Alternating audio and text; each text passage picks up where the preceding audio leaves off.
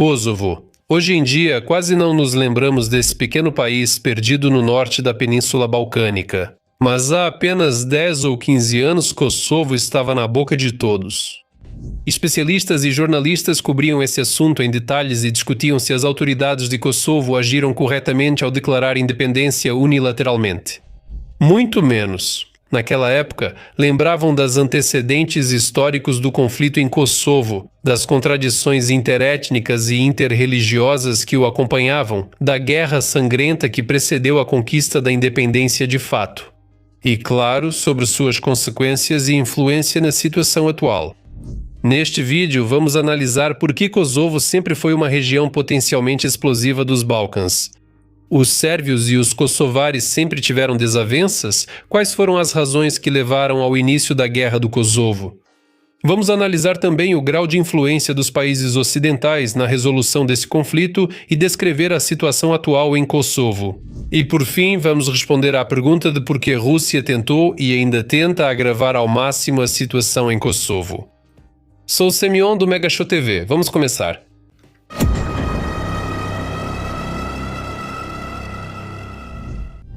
Qual é a particularidade de Kosovo? Kosovo é uma região que há vários séculos está na fronteira entre as áreas habitadas por dois povos, sérvios e albaneses. E mais do que isso, está na linha de ruptura entre duas civilizações, a ortodoxa e a muçulmana. Em grande parte, isso se deve ao fato de que o território da Península Balcânica esteve sob o domínio do Império Otomano por mais de 500 anos. No início do século XX, seu poder já era apenas uma sombra do que foi o Grande Império. E no mapa mundi surgiram os estados independentes de Sérvia e Albânia. Depois, como resultado das guerras dos Balcãs de 1912 a 1913, o território de Kosovo foi tomado pela Sérvia. Ao mesmo tempo, tanto sérvios quanto albaneses do Kosovo viviam de forma concentrada nessa região. Mais tarde, eles passaram a ser chamados de kosovares. Além disso, em termos numéricos, havia mais kosovares. Faço questão de destacar que os kosovares professavam o islamismo, enquanto os sérvios eram ortodoxos. Assim, já naquela época, uma bomba relógio foi colocada na própria base dos Balcãs, que explodiu apenas no final do século XX. A situação piorava porque albaneses e sérvios lutaram entre si na Primeira e Segunda Guerra Mundial. Naturalmente, isso não contribuía em nada para o amor e a amizade entre os habitantes de Kosovo. Confrontos armados entre kosovares e sérvios eram algo normal. Na verdade, quando em 1945 o ditador comunista Josip Broz Tito chegou ao poder, ele decidiu tentar resolver um pouco a situação. E por isso ele deixou Kosovo como parte da Sérvia, mas com status de região autónoma. O albanês se tornou uma das línguas oficiais da região. Foi aberta a possibilidade de criação de escolas e outras instituições de ensino em língua albanesa. Vou lembrar especialmente que a própria Sérvia, assim como outros 5 países balcânicos, fazia parte do Estado unificado da Iugoslávia. Não deixe de assistir aos meus vídeos anteriores sobre esse país e as circunstâncias de sua dissolução. Os primeiros conflitos.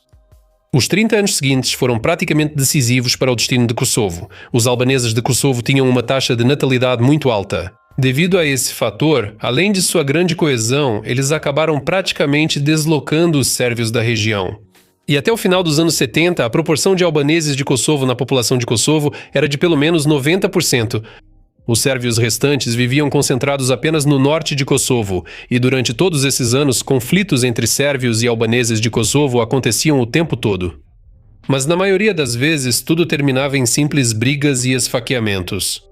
Embora em 1968 tenham ocorrido protestos sérios devido à restrição do uso da língua albanesa, e em 1981 ocorreram manifestações estudantis em massa exigindo que Kosovo recebesse o status de República Federada, dentro da Iugoslávia.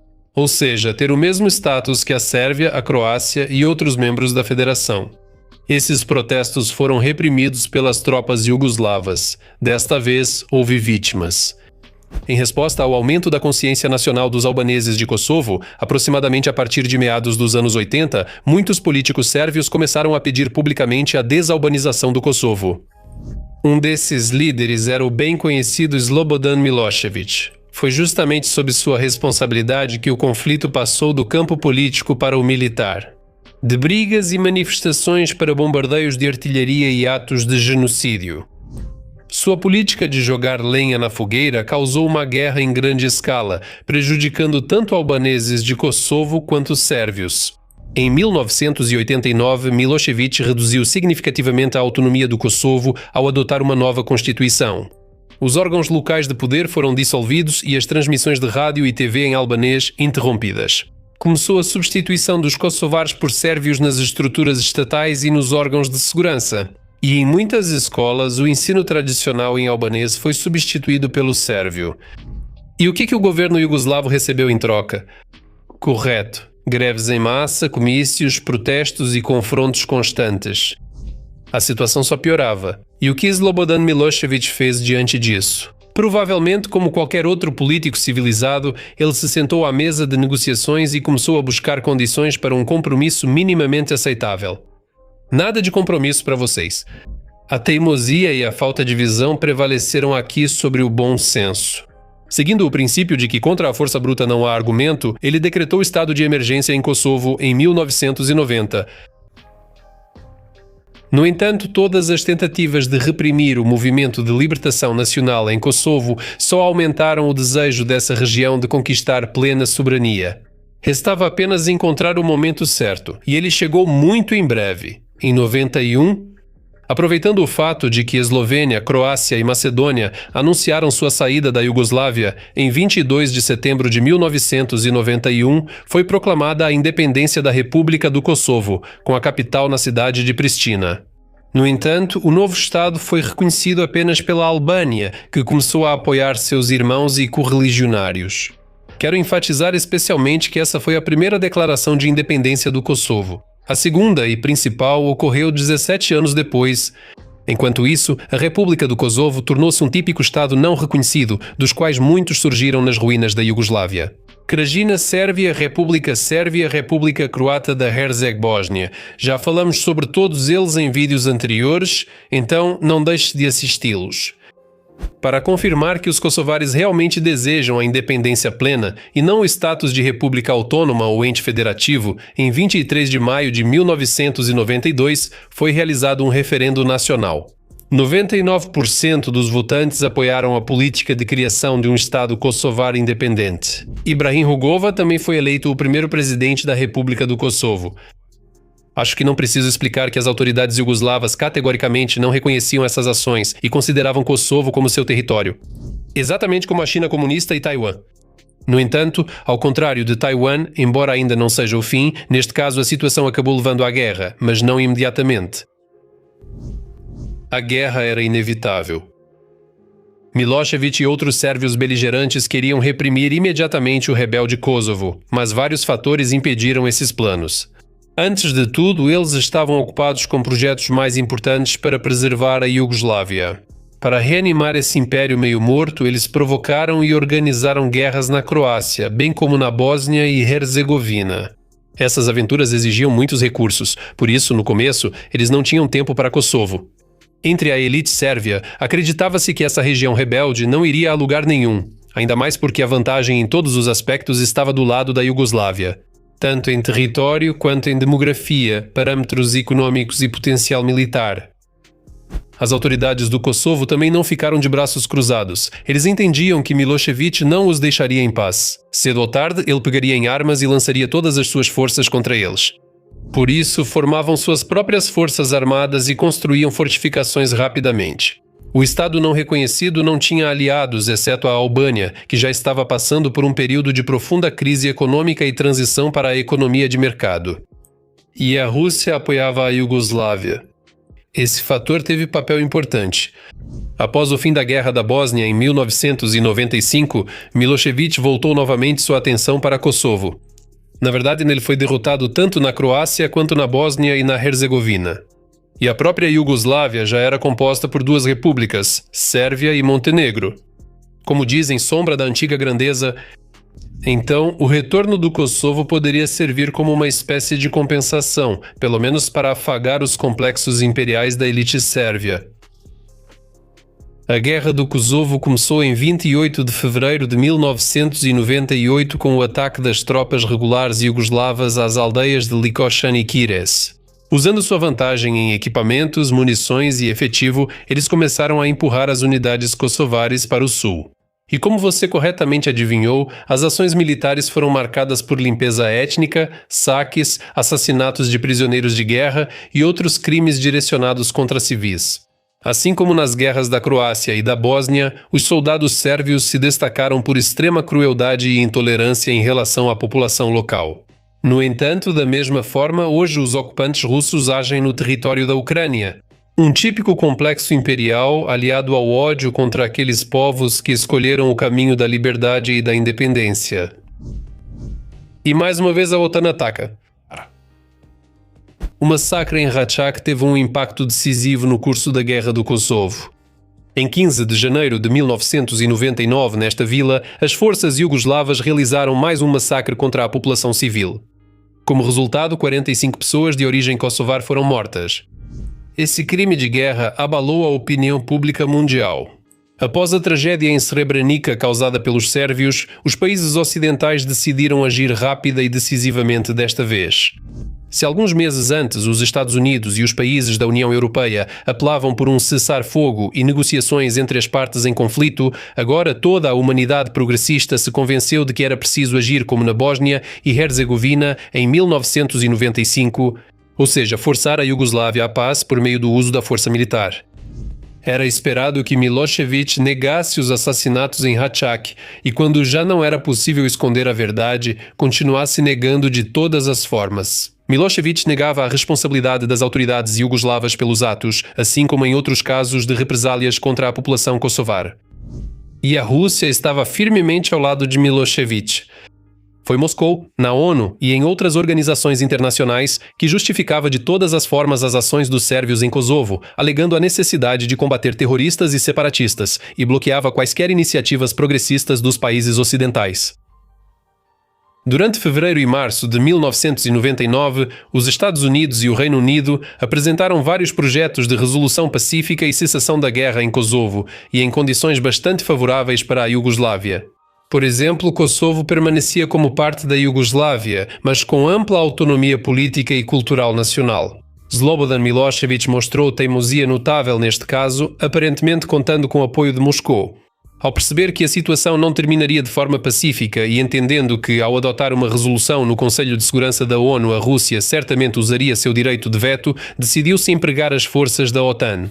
A operação militar desenvolvida recebeu o nome de Força Aliada e tinha como objetivo obrigar as autoridades iugoslavas a cessar as hostilidades em Kosovo por meio de ataques aéreos precisos com mísseis e bombas contra alvos militares sérvios.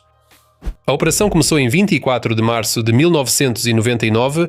Graças à sua superioridade aérea, as forças aéreas de 13 países membros da OTAN, principalmente dos Estados Unidos, Reino Unido e Itália, realizaram bombardeios massivos contra a capital iugoslava, Belgrado, assim como contra várias outras cidades. E do mar foi lançado um ataque com mísseis a partir de cruzadores e submarinos. Os principais alvos dos ataques eram bases militares, depósitos de combustível e munições, aeródromos e outras infraestruturas militares da Iugoslávia. No entanto, não eram raros os casos de mortes entre a população civil. Por engano, um trem de passageiros sérvio foi atingido por um ataque aéreo perto de Gordelica, assim como o centro de TV em Belgrado. E em 7 de maio, uma das bombas atingiu a embaixada da RPC na Iugoslávia. Infelizmente, 3 jornalistas chineses morreram. Apesar dos erros, os bombardeios da Iugoslávia pela OTAN ainda trouxeram resultados. Ao perceber a derrota inevitável, Milošević foi forçado a negociar. Em 9 de junho de 1999, os representantes assinaram o chamado Acordo de Kumanovo, segundo o qual a Iugoslávia retirava todas as suas tropas do território de Kosovo e, em troca, forças de paz da OTAN eram enviadas para manter a ordem. Uma espécie de repetição do cenário bósnio. Ao mesmo tempo, o status futuro de Kosovo não era especificado, mas de fato, essa região passava temporariamente para a administração da comunidade internacional. Com isso, a Guerra do Kosovo chegou ao fim. Nas bombardeios da Iugoslávia, o mais notável foi a reação russa. Ela foi tão negativa que parecia que não estavam bombardeando Belgrado, mas sim Moscou. O presidente da Federação Russa, Boris Yeltsin, inicialmente foi contra o apoio ocidental aos kosovares e apoiava abertamente os sérvios. E quando começou a operação militar da OTAN, o então primeiro-ministro Evgueni Primakov, que estava a caminho de uma visita oficial a Washington, ordenou demonstrativamente que o avião, que já estava em voo, desse meia volta e retornou à pátria. Essa volta sobre o Atlântico mostrou que a Rússia apoiaria regimes políticos criminosos desde que isso atendesse a seus interesses. Mesmo que esses regimes estivessem envolvidos em crimes horríveis. E repare, esses acontecimentos ocorreram ainda 6 meses antes de Putin chegar ao poder. Muito antes de ele começar a dizer ao vivo quem tinha que matar até no banheiro. Ou seja, a decisão de apoiar Milošević foi tomada por aqueles representantes do exército russo que no mundo eram vistos como supostos liberais. Portanto, a opinião de muitos especialistas ingênuos de que apenas Putin e seu clã de agentes da KGB e mafiosos são responsáveis pela política agressiva da Rússia não resiste a nenhuma crítica. A Federação Russa sempre permanece fiel aos seus princípios imperialistas e apoia aqueles que também os seguem. A que levou a guerra? As consequências da Guerra do Kosovo foram muito mais abrangentes do que as da Bósnia, embora a duração e o número de vítimas ainda fossem incomparáveis. Se na Bósnia e Herzegovina morreram pelo menos 100 mil pessoas, o número total de mortos em Kosovo é estimado em cerca de 13 a 14 mil pessoas. O número de refugiados também foi grande. Pelo menos 800 mil kosovares fugiram para a vizinha Albânia e mais de 200 mil sérvios fugiram para a Sérvia. A maioria deles nunca voltou para sua terra natal. A primeira e mais óbvia consequência da derrota da Iugoslávia foi o colapso do regime de Slobodan Milošević. Em 27 de maio de 1999, o Tribunal Internacional para a Ex-Iugoslávia apresentou acusações contra ele por crimes de guerra cometidos em Kosovo. E no ano seguinte, Milošević perdeu o poder. Nas eleições presidenciais, ele tentou fraudar os resultados a seu favor. Mas as massas populares indignadas iniciaram uma série de ações e protestos que entraram para a história como a Revolução do Bulldozer. Na verdade, esses acontecimentos foram precursores de revoluções mais conhecidas na Geórgia e da Revolução Laranja na Ucrânia, que também começaram devido a fraudes eleitorais. Em resumo, sob pressão dos manifestantes, em 7 de outubro de 2000, Milošević deixou o cargo de presidente. O novo presidente da Iugoslávia, Vojislav Koštunica, era representante da oposição democrática, que não defendia o início de novas guerras, mas sim a realização de reformas, a liberalização da economia e, principalmente, a normalização das relações com o Ocidente. E para construir pontes com o mundo civilizado, as novas autoridades iugoslavas, em 2001, entregaram Milošević ao Tribunal Internacional. O ex-presidente foi acusado de crime contra a humanidade. Entre eles assassinatos, perseguições por motivos políticos, raciais e religiosos, deportações além de violação das leis e costumes da guerra. Nos últimos 5 anos de sua vida, Milošević passou em uma cela de prisão em Haia e morreu em 2006 sem nunca ter recebido uma sentença. Tenho muita esperança de que o mesmo destino aguarde outros ditadores, inclusive aquele que agora está balançando o porrete nuclear. Outra consequência da Guerra do Kosovo foi a dissolução definitiva da Iugoslávia como tal. Em 2003, ela foi renomeada para a União Estatal de Sérvia e Montenegro, com o status de confederação de 2 repúblicas iguais. A Iugoslávia sumiu definitivamente do mapa político mundial. E 3 anos depois, em 2006, de acordo com os resultados de um referendo nacional, Montenegro tornou-se totalmente independente. Em vez do Estado Sérvia e Montenegro, passaram a existir separadamente a Sérvia e separadamente Montenegro. E Montenegro imediatamente escolheu seguir o caminho para obter a adesão plena às estruturas euroatlânticas, e não se enganou. Hoje, Montenegro é um grande centro do setor turístico europeu, faz parte da OTAN, tem status de candidato à União Europeia e até usa o euro como moeda. O caminho para a independência do Kosovo. Vale a pena falar separadamente sobre o destino futuro de Kosovo. Quando, em 1999, os países ocidentais decidiram apoiar os kosovares, eles esperavam que, no futuro, após a mudança do regime político em Belgrado para um mais democrático, Kosovo ainda retornasse à Sérvia com um status de autonomia mais ampla. No entanto, com o passar do tempo, a comunidade internacional foi se convencendo cada vez mais de que os kosovares não queriam nenhum outro status além da verdadeira independência. Uma série de negociações mediadas pela ONU foi realizada, mas terminaram sem resultados. E isso não foi surpreendente, pois as posições das partes eram diametralmente opostas. As autoridades do Kosovo queriam romper definitivamente todos os laços políticos com a Sérvia, enquanto as autoridades sérvias, por outro lado, esperavam restabelecer seu controle sobre essa região. O resultado de toda essa quase década de confusão foi a proclamação da independência da República do Kosovo em 17 de fevereiro de 2008. Essa foi a segunda e definitiva proclamação de independência. E apesar dos protestos e outras provocações diplomáticas da Sérvia e de sua protetora, a Rússia, a maioria dos países do mundo acabou reconhecendo o Kosovo. Até hoje, 100 países dos 193, um número nada ruim. Ainda mais considerando que entre eles estão gigantes econômicos e políticos como os Estados Unidos, Reino Unido, Alemanha, França, Itália e a maioria dos países da União Europeia. Hoje, Kosovo é candidato a membro da União Europeia e também faz parte de algumas organizações internacionais, em particular da FIFA e da UEFA. Nas últimas décadas, a economia cresceu de forma estável, principalmente graças ao setor de serviços. A capital do Kosovo, Pristina, está se tornando uma metrópole moderna. Na verdade, esses sucessos se devem em grande parte à considerável ajuda econômica dos Estados Unidos e dos países da União Europeia. No entanto, apesar desses sucessos, também existem problemas, e o mais importante deles é o alto índice de desemprego, especialmente entre os jovens. Por isso, muitos são obrigados a ir trabalhar em países europeus mais desenvolvidos. Hoje, nas maiores cidades da Alemanha, França, Suíça e Itália, sempre é possível encontrar trabalhadores migrantes do Kosovo. E claro, as relações tensas com a Sérvia também desempenham um papel significativo. Naturalmente, as autoridades sérvias ainda não reconhecem Kosovo como um Estado independente, mas também não há guerra. Ainda assim, isso já é uma conquista colossal, e em primeiro lugar, porque forças de paz ainda estão presentes no território de Kosovo. Embora ainda existam pequenos conflitos entre sérvios e kosovares.